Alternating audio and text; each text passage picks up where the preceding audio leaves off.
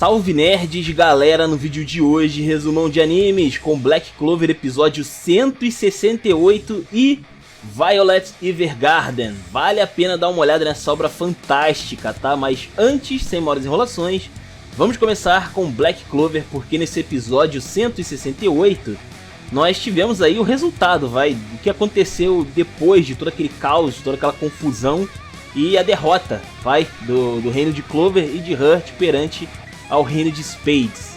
E acontece aqui que a gente começa vendo os touros negros, eles estão observando o Owen curar ali o Asta, e o cara já avisa, olha só, o Asta pode até ficar bem, ele vai se recuperar e tal, mas eu não sei o que fazer em relação a esse braço diferenciado aqui que ele desenvolveu, né, que é aquele braço demoníaco. Não tem muito que ele possa fazer a respeito daquele braço ali.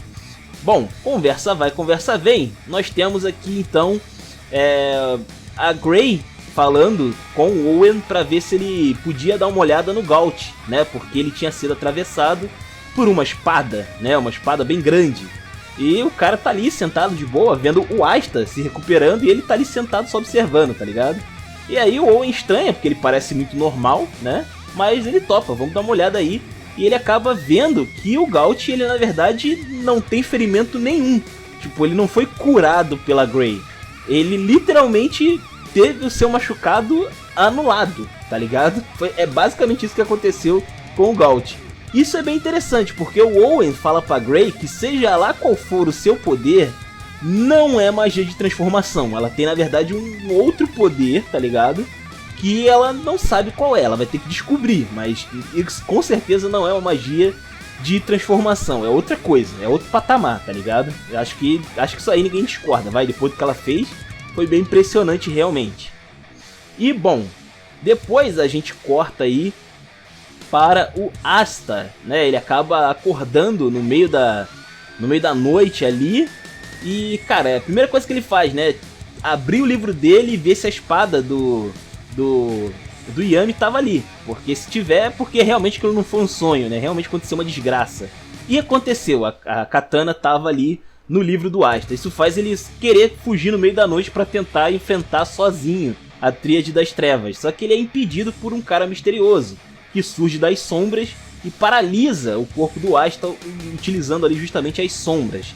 E o Asta não consegue se desvencilhar, não importa quanta força ele faça, ele não consegue escapar da magia desse cara, que começa a falar ali um monte. O cara fala que o deboche ali do Yami, né, falando que o Yami era fraco, que o Yami era isso e aquilo. Ele deu vários adjetivos negativos ali para o Yami.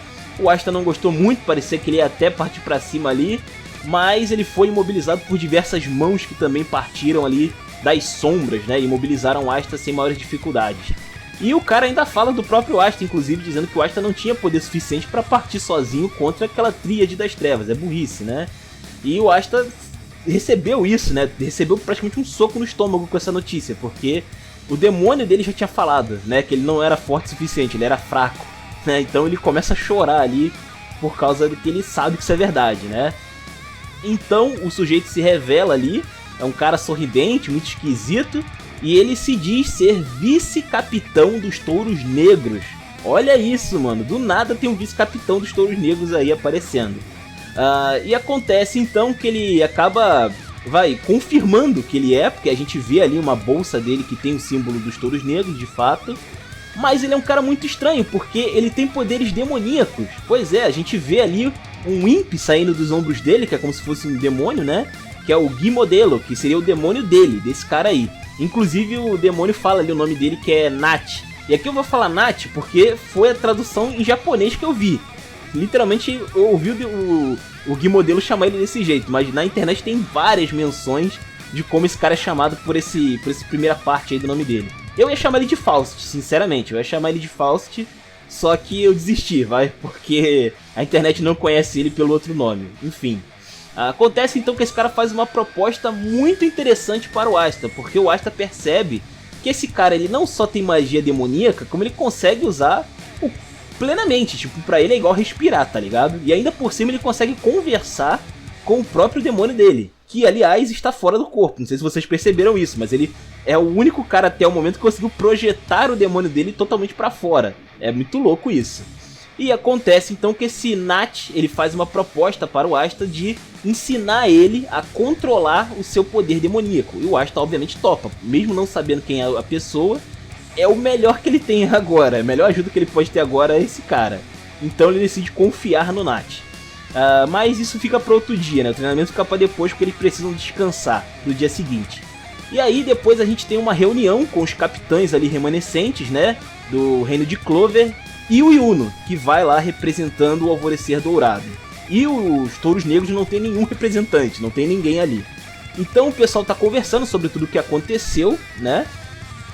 E acontece que no meio dessa conversa que tava ficando já bem acalorada, aparece o Nat carregando o Asta no braço, né? E todo mundo estranha, porque o cara tem magia demoníaca, né?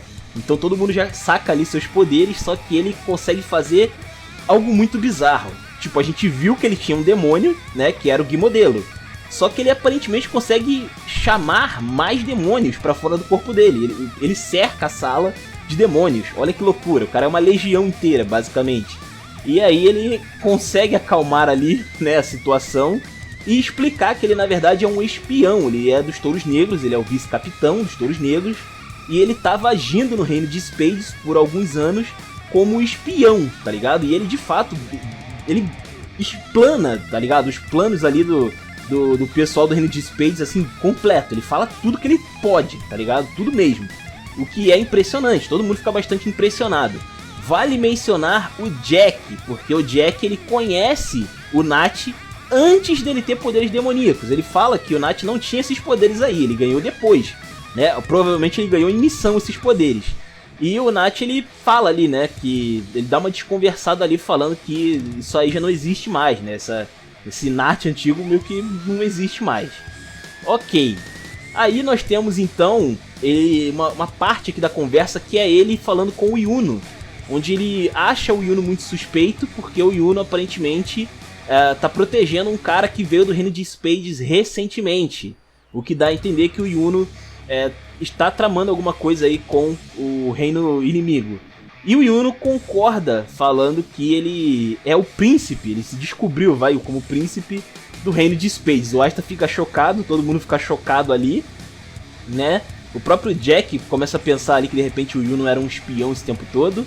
Mas ele explica que não é bem assim, a situação não é bem essa e ele tá querendo retaliação, ele tá querendo se vingar do Vengeance. Olha só que legal, ele tá querendo se vingar ali pelo capitão dele, por tudo que aconteceu. E ele quer que o Nat leve ele nessa empreitada, nessa investida que eles vão fazer, porque o plano, aparentemente, do Nat é usar o poder dele de sombra, que permite que eles entrem sem chamar atenção no reino inimigo, e solte os caras mais fortes lá dentro, tá ligado? Pra meter a porrada. Antes que todo o procedimento lá daquela árvore amaldiçoada, esquisita, entre em vigor, tá ligado? E dá pra salvar o Yami e o Vengeance antes da magia toda ser concluída. Dá pra fazer isso. Então é bem interessante aqui, cara. E é bem legal. A gente vê, inclusive, que o Yuno ele tá bolado, mas a Sylph também, né? A Sylph também tá bolada. Uma última notícia, vamos dizer, uma última informação que o Nat passa pra todo mundo ali é de que provavelmente o reino de Hurt também foi atacado nesse meio tempo. E aí, a gente lembra, né, que eles não tiveram notícias do reino de Hurt depois de todo o incidente, não é mesmo? E a gente termina então esse episódio com a Noelle, né, aparentemente ali. Ela acorda e ela é recepcionada pelos elfos, pois é. Seja lá o que aconteceu enquanto ela estava dormindo, os elfos vieram para ampará-la no reino de Hurt. E a gente deve ver mais dessa história nos próximos episódios. Tá muito interessante, esse Nat já chegou com muita informação, já chegou mudando completamente a situação ali. E vai ser bem interessante, porque agora quem vai atacar é a aliança, vamos dizer assim, né? É a aliança ali do reino de Clover e o reino de Hurt também. E pra finalizar, vamos falar sobre Violet Evergarden. Cara, que obra fantástica, uma obra genial, muito dramática, com uma narrativa incrível, incrível. E vale dar uma olhada na Netflix se você tiver, tá bom? Bom, em que se baseia essa história aqui? A gente tem a história girando em torno de Violet. Ela foi criada pra guerra, basicamente, Só que o superior dela acabou tendo compaixão por ela e deu um destino diferente. Em vez dela ser alguém que lutava na guerra e seria descartada depois, ela acabou ganhando uma vida nova, completamente diferente, né, graças ao seu superior, que se sacrificou por ela, inclusive.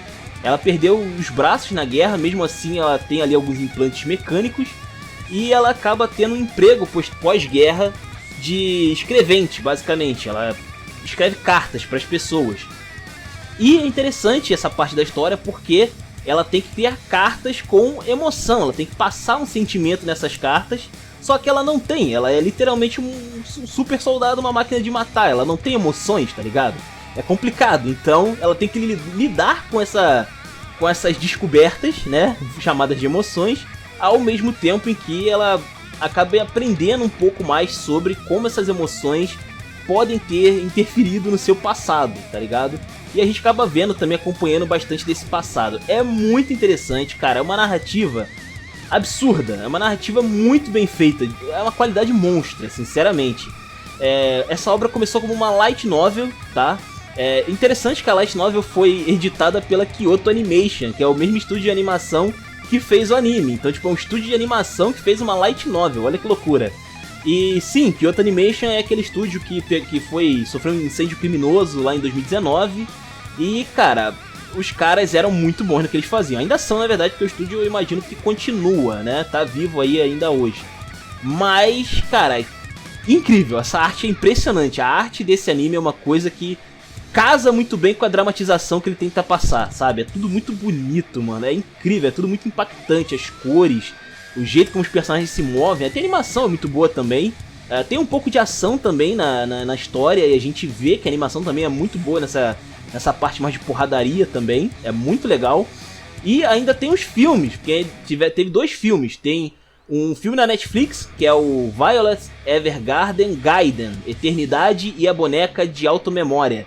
E também tem um outro filme que não é na Netflix, mas você pode encontrar por aí se você procurar, que é Violet Evergarden Gaiden, o filme. Muito interessante, cara, dá uma olhada, procura, porque é incrível. O anime em si, ele tem 13 episódios, tem um episódio especial que é separado, que também tá na Netflix, e você pode encontrar. Cara, dá uma olhada, é muito bom, pra quem gosta de drama, anime de drama, é bonito em todos os aspectos, visualmente, historicamente, narrativamente, tudo é bonito, tudo é incrível. Dá uma chance, Violet Evergarden, você não vai se arrepender. E é isso, espero que vocês tenham gostado, comentem aí, os comentários são de vocês, se inscrevam, compartilhem. Taverna do Bacon, link na descrição, eu vou ficando por aqui. Valeu, nerds, fui!